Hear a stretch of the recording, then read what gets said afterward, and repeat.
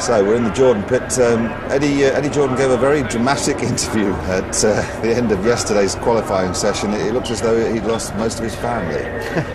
Well, it wasn't a very good day for them at the end of qualifying, wasn't it? With Fisichella down in 15th place. Takuma Sato, his best ever qualifying performance, but only one place ahead of that in 14th. Gary Anderson said he got the most out of the car, and it's fairly clear that the car isn't capable of much more than that at the moment. We'll move back to Williams and your information on tyre choices there, Ben. Peter Windsor has a comment on that. Peter. Yes, I was very interested to hear that. There's certainly a bit of a rumour in the pit lane that Ralph is on the harder Michelin, but personally, I just got to say, I find that impossible to believe because, A, he was quicker, as you rightly say, but much more importantly, it's a very, very short pit lane here. It's going to be a two-stop race for everybody, and there can be only one reason to run the harder tyre. That might be to look at perhaps doing a one-stop strategy, and I just cannot imagine that Williams would be doing that. So obviously it will unfold, and we'll see what's really going on. But if there's information out there saying that Ralph's on a harder tyre, probably that could be because Michelin have started to mix up the numbers on their sidewalls and to confuse the opposition. Well, that's a very good point, Peter. Yes, it's quite likely. Everybody's trying to disguise what they're up to. And as you say, historically as well, this track very much is a two-stop race. Peter, we were talking earlier on about Alex Young. We can see him now. We heard your views, we heard Perry's views. Let's hear the view of the Minardi team management. Rupert Mannering, mixed session for Minardi yesterday in qualifying. Very good result from Mark, but Alex unfortunately failed to qualify, and the stewards haven't let him under appeal. Very disappointing?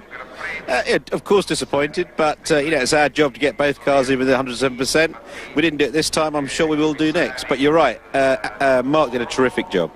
What was the basis of your appeal to the stewards of extenuating circumstances for Alex? Alex had a small problem with the car, I think, coupled with the sort of lack of running in the dry. He didn't quite get up to speed quick enough, but we just got to do better next time. Looking towards the race, Mark in 19th from the start, 18th, thanks. Is this realistic that he can make places up from there? Of course it is, yeah. The answer is yes. Thanks, Rupert. Well, in all the fuss about Alex, we shouldn't forget that his teammate put in a good performance. I think that was one of the performances of qualifying, actually. Remember, he's towards the back of the field, but ahead of Enrique Bernaldi in the Arrows, ahead of Pedro de la Rosa in the Jaguar. And Mark Webber, he gained, I think, from what Minardi did last year, he's gained about 3 seconds, whereas the Ferraris gained about 2.5 seconds on what they did last year. So I think that Mark Webber's performance was outstanding. He won in the Formula 3000 race here last year from pole position. He obviously loves this place, and we can't expect him to get up in the points like he did in Australia unless there's major drama, as there was indeed in Melbourne. But nonetheless, we shouldn't take anything away from a great qualifying effort from Webber yesterday. For Minardi, it's their third home race in 4 races, isn't it? If you take the nationalities of the 2 drivers are now with Ferrari engines in the back, they're on home patch. Yeah, the Minardi Faenza base is very close by, of course, so it's good news for them. I'm sure there'll be lots of the guys who work to support the team today, so let's hope that Mark, with the only representative car in the race now, can give them something to cheer about. True romance, hard to find in Formula 1 nowadays, but I love the way that Minardi started out in life off the back of a Fiat dealership and a car dealer who was mad about F1. Well, Giancarlo Minardi still very much involved himself in the team, although of course Paul Stoddart has taken over the team in terms of financially and running it, but Giancarlo's still involved. He's a great enthusiast for the sport, and it's lovely to see his involvement. Well, car's out on track now, and Perry, just looking at the track conditions, it's obviously not fully dry. We had this overnight rain, but it's not looking too bad, is it? Yeah, if you wanted to set a time, you'd just go out on dries. It's certainly not wet enough for intermediates or full wets, but they may wish to just scrub some of those in for later on, or just use those tyres basically to find out something about the car installation lap rather than putting laps on their race tyres. By BAR standards, at least Jacques Villeneuve had a good day yesterday, and of course this track forever associated with his late father Gilles Villeneuve. It was his last race here. Peter Windsor has some thoughts on that.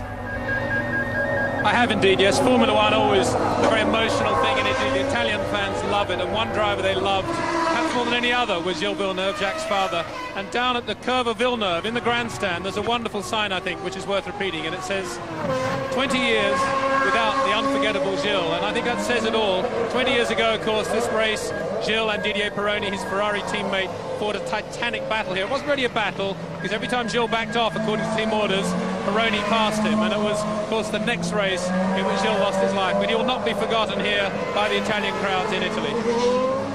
Well, that's great to hear, Peter, and yeah, it's a very emotive place, of course, Imola, and Gilles Villeneuve, one of the great heroes at this track, a Ferrari driver himself, and there we are watching the current Ferrari star, Michael Schumacher. Perhaps doesn't arouse quite the same passion in the fans, Perry, as someone like Gilles Villeneuve. I mean, Villeneuve created such a following, didn't he? Well, Gilles was just a complete head case, wasn't he? I mean, absolutely fantastic driver, dramatic. Yeah, drive along with three wheels on the thing, sideways, whatever it took.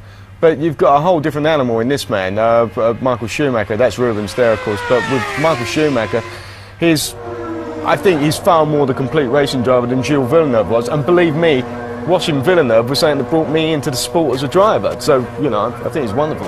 Yeah. Or was. We're looking at the Williams pit, of course, so we were talking about tyre choices. Now Peter Windsor has more about brakes. Yes, you'll recall that yesterday we were remarking that there was a lot of brake dust coming out of both Williams, and they stood on the old brakes going into the chicanes. It turns out that in that morning session they were running qualifying spec ducts and basically qualifying setup all round, and now they're back, and you see much larger front brake ducts there for the race. So nothing to worry about there. But having said that, of course, brakes are a major issue here at Imola. Yes, we'll be keeping an eye on that brake wear. We'll see. I think we'll see pictures again once as we get into the race of that brake dust coming off the wheels, and it's something to watch out for. Rory Byrne here. He's not always at the Grand Prix. The man who's responsible for the Ferrari design. He's got that new F2002 car. Both cars out this weekend. Rory doesn't always make it to every Grand Prix, but of course, this being one of their home events, he has come along this time. I think Rory hardly goes to any of them, actually. He likes to be back at the factory getting it all organised, doesn't he? That's right. So, but it's an opportunity, isn't it, for him, Perry, to get along and see what everyone else is up to. I mean, we've seen that a number of times this year already, where we've seen Patrick Head having a good look around the other cars. And perhaps for Rory, it's his first opportunity to get a close-up of what everyone else is up to. Yeah, but this is what makes me laugh about these screens that the teams keep pulling over the front of the garages. If they don't think that their cars have been well and truly photographed from every single angle, then they're dreaming. You know, each team out there will know precisely what's happening with another team. Do you agree? Absolutely, yes. I quite agree with that. But it's all smoke and mirrors, isn't it? Everybody trying to hide a little bit more. And every race, they have little developments on the cars that if they can just delay people finding out about them for a bit longer, I think that's what they try and do. Seeing quite a lot of pictures of the fans there at the moment, Matt, and a huge amount of support. I'm just wondering how many more people will be coming to Imola today because it's an all-Ferrari front row. Do they have the option? It's not a sellout then? Well, the option to ship up, do they? I think so, yes. I'm not sure if it was sold out beforehand. The biggest crowd they had here was actually in 2000 when Michael was on the front row. And over the 3 days they had something like 190,000 people. I noticed it was less than that last year, but Michael didn't qualify very well last year. Now we've got an all-Ferrari front row. I can imagine those figures being pretty high again this time. Just watching on board Michael. And we've had some great pictures once again this weekend from that onboard camera, and there's some evidence of that Ferrari support all the way around the Imola track. Now the most Ferrari driver. That's right, yeah. This race he becomes the driver who tested more Grand Prix for Ferrari than anybody else, taking over from Gerhard Berger, who contested 96 Grand Prix, and now Michael Schumacher goes ahead on that mark. And, well, he's had so much success with the team as well, bringing them 2 World Championships in recent years. And this year, looking strong once again to try and take his 5th overall title. We're on the Ferrari pictures at the moment. Peter Windsor has news about Rubens Barrichello. That's right. Yesterday, he had a problem with his race car yesterday and actually qualified in the spare car, which might effectively be called Michael Schumacher's spare car. And, of course, that put quite a lot of pressure, self-imposed pressure on Rubens, if you like, because here was a car, a Michael Schumacher accepted Ferrari F2002, if you like, and he went out and he did a great job and a great time in it. Interesting to see that this morning, Rubens is now back in his original race car, and Michael has taken back that car in which Rubens qualified, and it's now in use as Michael's spare again. So a little bit of gamesmanship going on there. Michael Schumacher asserting his seniority at Ferrari. But of course, engineers will always tell us that all 3 cars are identical. We all know that, don't we? Of course, Peter. Yeah, nice point, though. It's an interesting point, the fact that Rubens set such a quick time in Michael's spare car. Now he hasn't got it to use again. But actually, Peter, I wonder if you could confirm for me, is Michael still leaving Rubens a car to race with this afternoon, or...? Well, we think he's given him a set of rims, yeah. Well, he hasn't got any rims on it at the moment, as you can see. The 2001 rims. No. Exactly. You do have to Rubens feel... is in pretty good shape, and yeah. I mean, the other point to remember, of course, is that the poleman doesn't seem to make good starts this year, and the guy who's second always seems to make a better start. So I wonder if Michael's remembering that. Peter, we were talking earlier about possible start scenarios. We've just got Ralf Schumacher on screen at the moment, but their launch control seems to be, their traction control from the start seems to be a bit better than Ferrari's. Would you agree with that?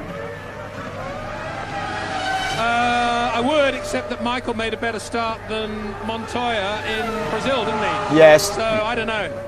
It's a bit difficult to call that one. I think all you can say is Renault make better starts than anyone. Absolutely. Yeah, I think that's a good point, Peter. We did hear afterwards that Montoya at least reported that he'd had a slight hiccup away from the line in Brazil. So I don't know whether they had some sort of little malfunction there, but certainly you're right. Michael Schumacher made a better getaway effectively from second place on the grid. Just taking a look, Rory Byrne having a look around. The weather conditions, he's looking up at the sky, and things not looking too bad at the moment. Let's hope that it remains dry. Eddie Irvine on track, they really struggled. We talked about it a little bit earlier on. Back to where we started off the season, really, with the Jaguars towards the rear of the grid. We have information, I love that word, and you're not going to get a source out of me. We have information that things are pretty dire, morale-wise, within that Jaguar garage. I don't know if you know any more. We've heard that there is really quite a big split between the two sides of the garage, between everyone working on Pedro's car and everybody working on Eddie's car, and they don't tend to talk to each other that much. That's what we gather. Of course, it's only a sort of feeling that people get up and down pit lane, but that does seem to be the case.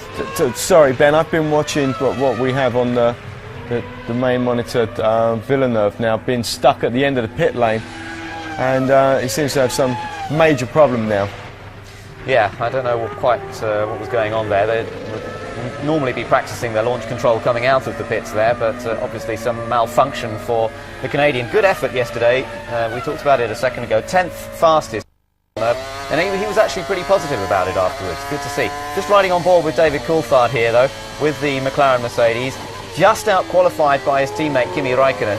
A little bit disappointing. He didn't get out until quite late in the session. He had an engine problem after the free practice. They had to change the engine, so he didn't get out until later than most people. You can see he's using the curbs as ever here. I think he'll be disappointed that Kimi out-qualified him. David usually goes well at this track and has out-qualified his former teammate Mika Hakkinen several times. So definitely disappointed with yesterday, and he'll be looking to set that right here this afternoon. Yeah, he's got to set it right, hasn't he? I mean, we keep saying this about DC. He's got this new young teammate coming, but people have questioned David before. David, to me, is a bit of an enigma. He can be a fantastic race driver. He's a guy who can overtake Michael Schumacher with the most outstanding manoeuvres. And then other times, I don't know. For me, just not inspiring. I've always liked Dave as a fellow, but... you know, I never know where I am with him on track. He's got to take care of Kimi if he wants to stay at the top end of this sport, because I think eyes are definitely turning on him. Charge ready, Craig.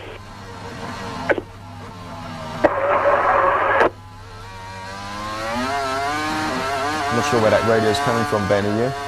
I think it's with Ralph, but it's a little bit difficult to say at the moment. Trying to do radio checks around the track. That's one of the major things of warm-up, is checking the radios working all around the circuit, and that's probably what they're trying to achieve at the moment. Do you know, I have to tell you, when we've got this onboard car shot, or with Ralf Schumacher, for me it's just about the best onboard shots I've ever seen, because sometimes it can sanitize it a little bit, and you don't see it. I mean, button 6 at the moment, if you're watching at home, if you want to come back on board with me, and you'll know what I'm saying here, this is the best simulation I've ever seen. The best driver's eye view. Absolutely, yeah. This is what it looks like. It really is. If we can just get your armchair rocking at home now, you'll have the full simulation. Kimi Raikkonen's just gone fastest, so both of the McLaren Mercedes going quite well in the early stages of this warm-up. And you'll notice that quite often in the warm-ups we've seen this year, they go out, do the odd lap, don't seem to get on with the programme very much.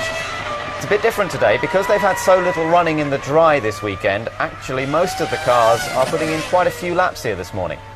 Yeah, I agree. I was surprised to see so many go out so early as well, Ben.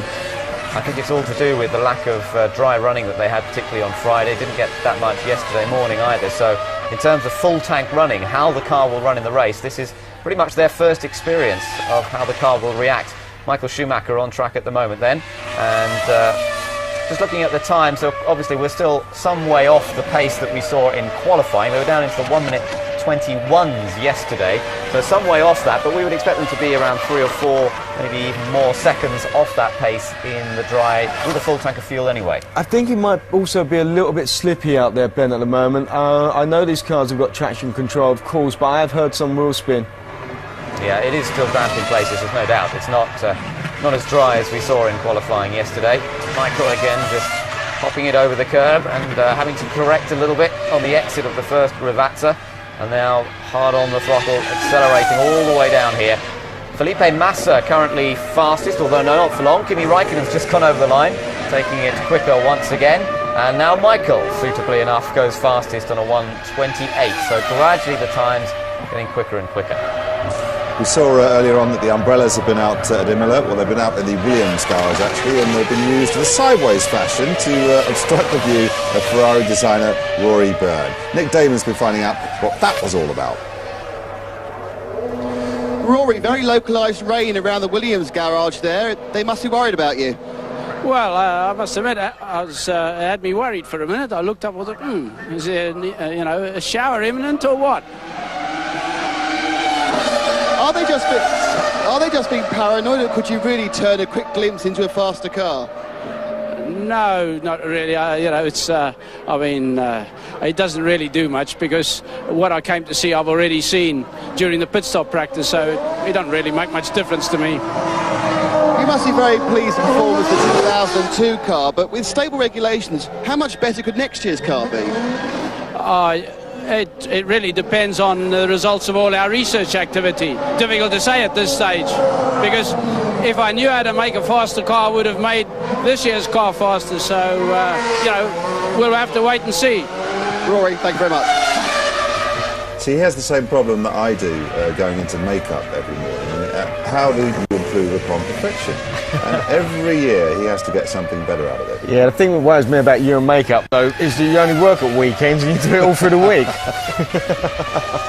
Well, I have to say, Rory Byrne has come up with the goods once again here, hasn't he? This new car, looking at what happened in qualifying yesterday, with what Michael did with it in Brazil, which was completely against expectations. Everybody thought that Williams would have the advantage in Brazil. I think even Williams themselves felt reasonably confident there. And Michael showed them what the new car can do, and I think they know they've got a battle on their hands. Sam Michael said yesterday, well, we know we've got work to do to catch the 2002 Ferrari, not only here, where they were behind it in qualifying, but particularly in the races that are coming up next, because those racetracks will suit the Ferrari. Did Michael say all that in one go? Because he doesn't really speak much, that guy, does he? Well, I don't know, he was close. It was on the team sheets, actually, so they managed to get some words out of him for that. Good news for Villeneuve fans is that they've got the BAR actually moving, and Jacques is out on the circuit. As is Jenson Button. We're looking at him now and he's doing pretty well.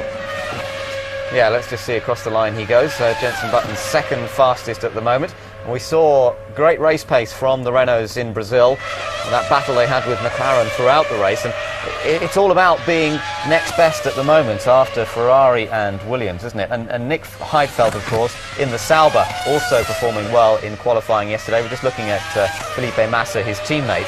But Nick said it was like pole position because he qualified in 7th place, just behind the two McLarens, and he wasn't far off the McLaren pace, I have to say.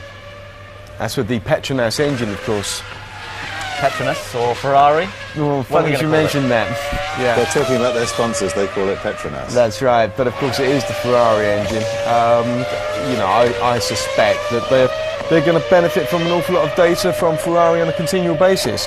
They're on the same tyres as Ferrari, so you've got the two main differences is chassis and drivers.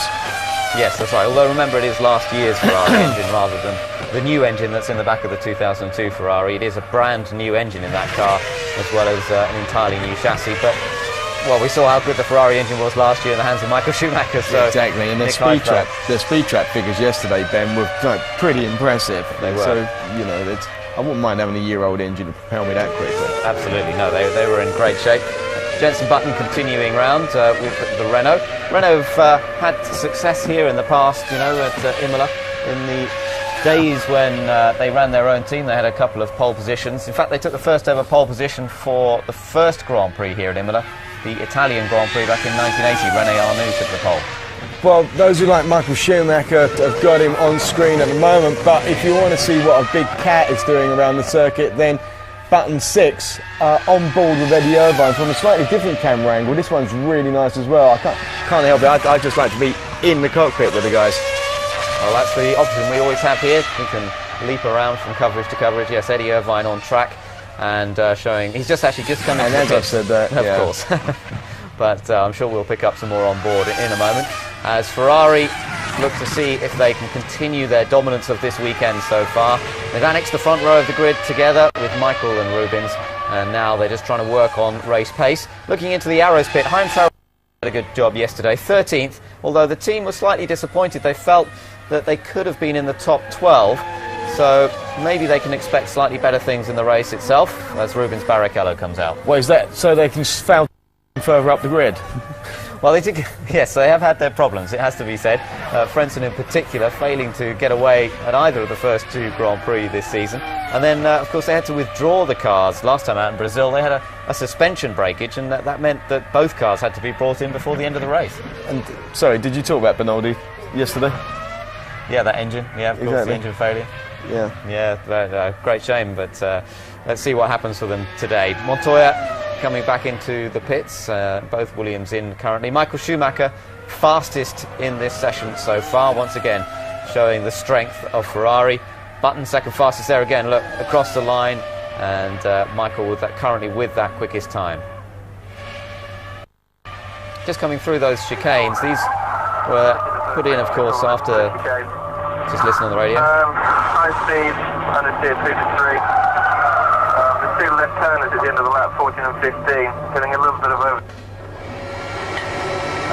We just cut off there, just when we were about to learn a bit more about the handling of the Renault. No, I just heard him say that he's got high speed understeer. I didn't actually pinpoint where that was.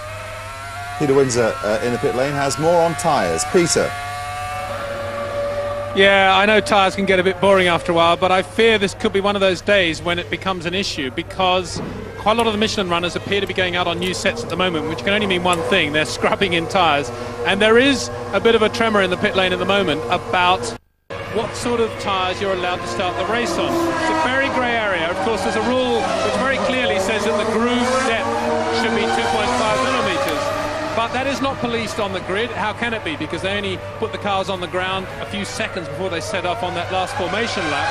And at the end of the race, it's been agreed already that, you know, basically it's not so much of an issue because so many other factors could affect tread wear. But the bottom line is the Michelin runners appear to be looking at running relatively worn away grooves, getting somewhere near that slick situation that we've seen at various races last year, whereas the Bridgestone runners appear to be wanting to start on new tyres. There could be an issue after the race. Well, yes, I think we're going to be watching that tyre issue all the way through. Michael Schumacher's just come in now. He has an advantage of just under a second. But I tell you what, he was on an even faster lap before he came in just then. He had set some very fast sector times once again through the first and second segments. So I have to say that Ferrari is looking brilliant at the moment. But Nicky Heidfeld's up there in third place. Good showing from Jenson. Let's hope that can, translate into a good race showing for him. Really unlucky, of course, not to get his podium position over in Malaysia when he was running in third position until the final laps, when the rear suspension failure or rear suspension problem caused him to drop back and allowed Michael to get that last podium place. But Jenson's looking strong. Lots been said about Jenson over the winter, and it's looking good for him, isn't it? It is, yeah. No, he's driving well. He's got confidence, and he is fourth in the championship now. Remember, so much better for him. Now, you know, here's the guy, Rubens Barrichello, who I'm sure will challenge in terms of championship and get into the battle, if only he can get a finish under his belt. He's had so much bad luck so far this year. No finishes at all. Had the crash, obviously, in Melbourne, first time out. Then they had an engine failure in Malaysia. Other mechanical problems put him out in Brazil just after he got in front. What do you reckon, Perry? Is his luck finally going to come good here today? It's going to need to, because it just, unfortunately, it just keeps reflecting badly on him if he's not finishing, because he is putting in some great performances. But you know what it's like? Unless you actually nail it at the end of the race to be seen to have done it, then people forget. Absolutely right. And he, of course, but there's been rumours in the press, in the Italian press, that his contract is going to be negotiated very soon. In fact, his contract does come to its end at the end of this season, so it will be under negotiation no matter what's going on. He's currently on $5.5 million, and the rumours say that he's going to be asked to take a pay cut. His performance yesterday, however, might give him a bit more strength in his negotiating ploy. But this is the thing, is that that's looking quick from David there, wasn't it? Let's have a look. It's he's not on a particularly quick lap. He's 17th at the moment, although this will improve Yes. his position. It's his own fastest times in Sector 1 and Sector 2. It's a nice camera angle. I'll shut up for a minute. Let's just listen to the engine.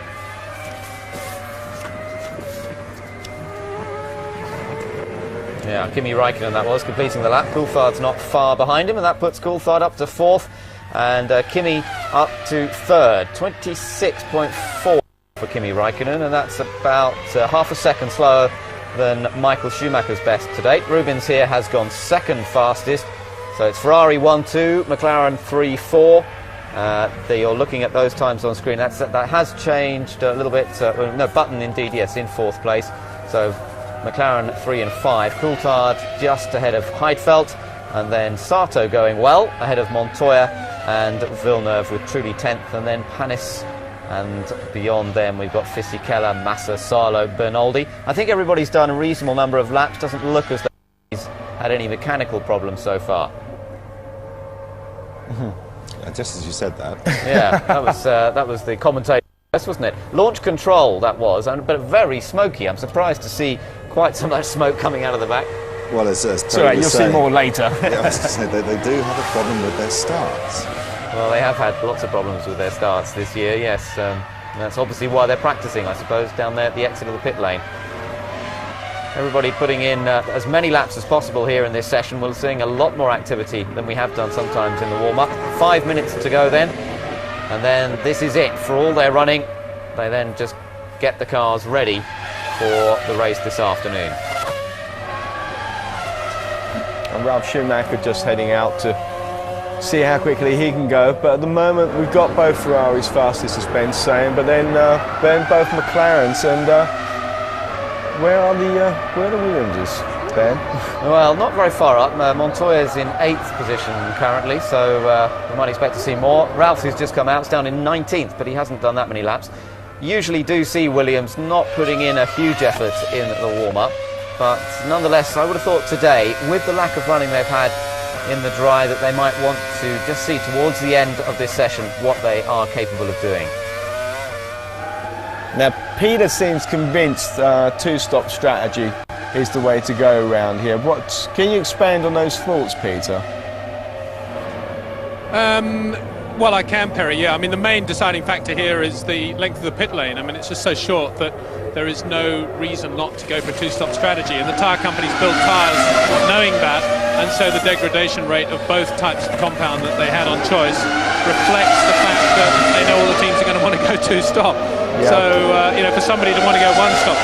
Of course, somebody could go three-stop. You might see Eddie Irvine or somebody at the back of the grid wanting to do something a bit different. That's certainly on, but I can't imagine anyone will go on a one-stop, as Michael tried to or did last year, and Rubens did last year. But then, of course, Ferrari locked themselves into running the hard compound very early in the weekend. In fact, even before the weekend, it turned out to be an incorrect choice, although Michael Schumacher will not agree with that. No, I'm sure he wouldn't.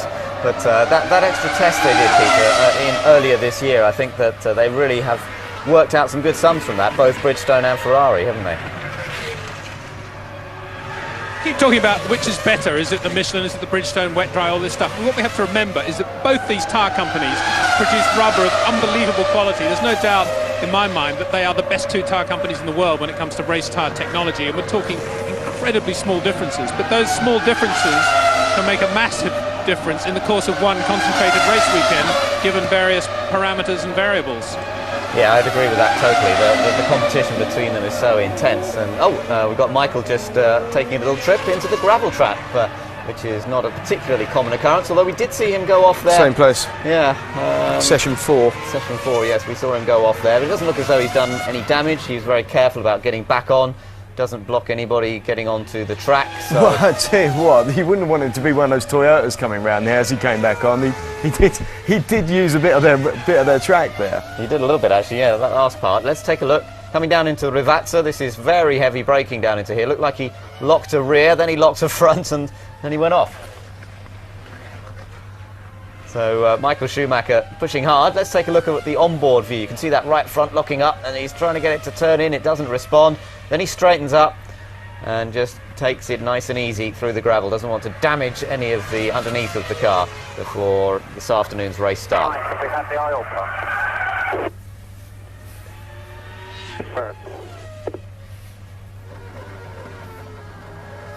So Michael's still fastest. Montoya, by the way, has just popped up to second fastest. So that shows Williams in a bit of better shape and only 0.2 of a second slower than Michael's time. So that's very encouraging performance from Juan Pablo Montoya. Barrichello's been pushed back to third. Raikkonen fourth, Massa fifth. Then Nick Heidfeld, Coulthard, Button, Villeneuve and Jarno Trulli. And we'll see what Ralph does on this lap because he's now on a fairly quick lap himself.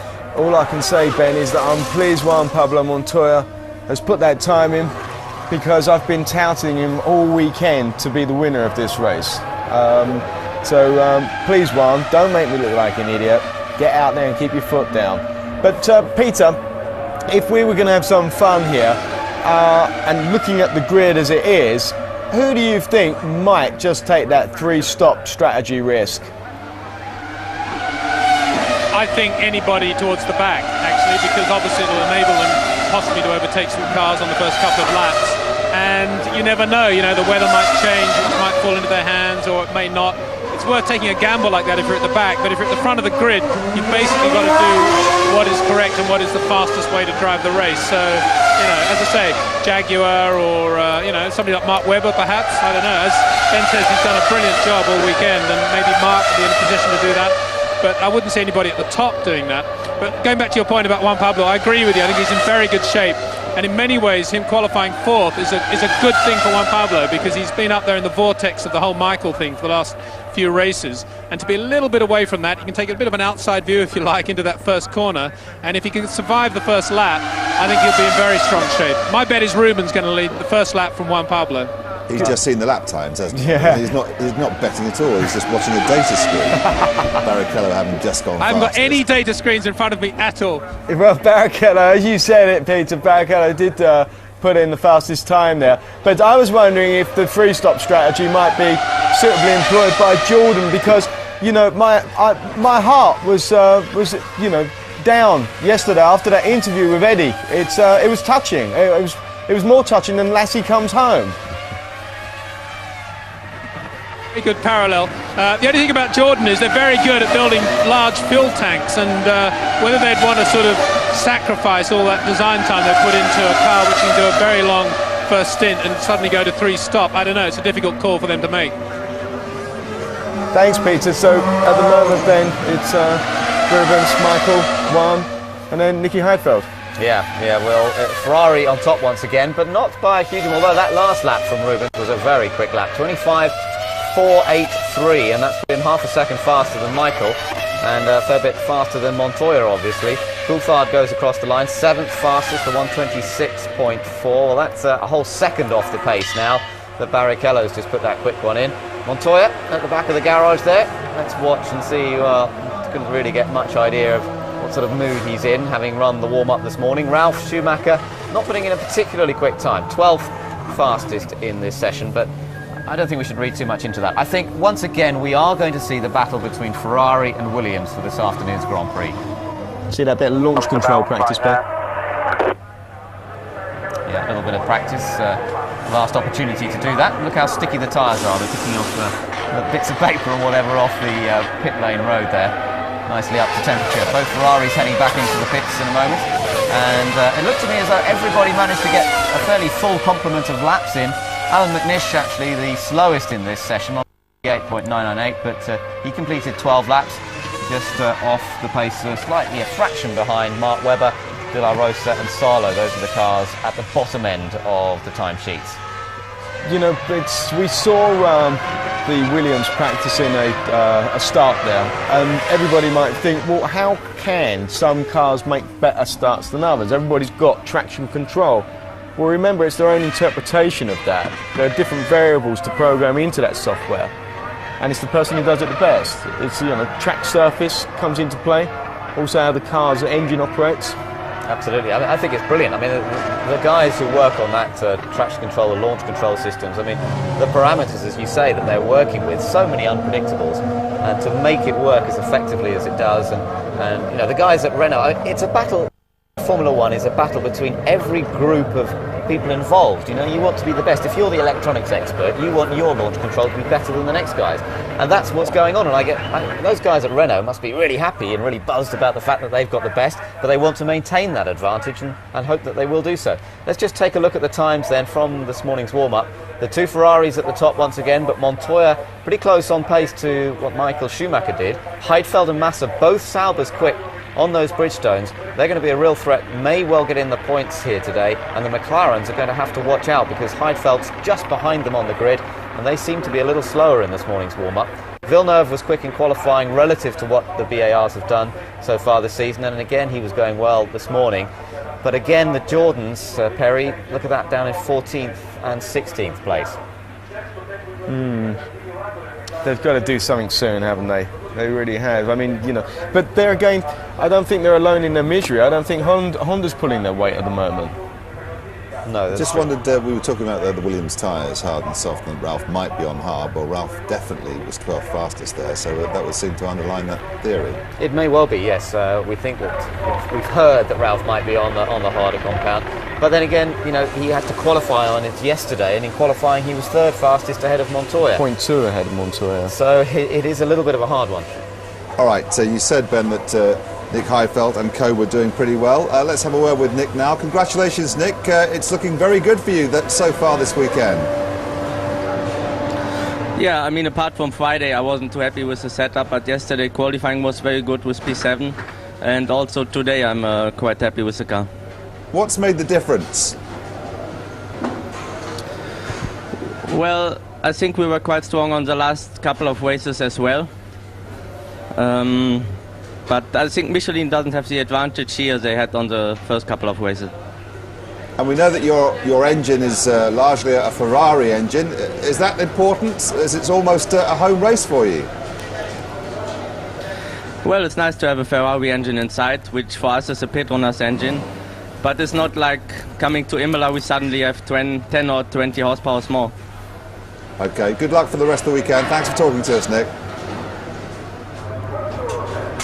Well, I think we'll have to watch him, there's no doubt. You know, starting 7th place on the grid, he's very happy, very motivated. Things are going well for him, and the team doing a good job. And let's just take a look at the highlights of that warm-up session.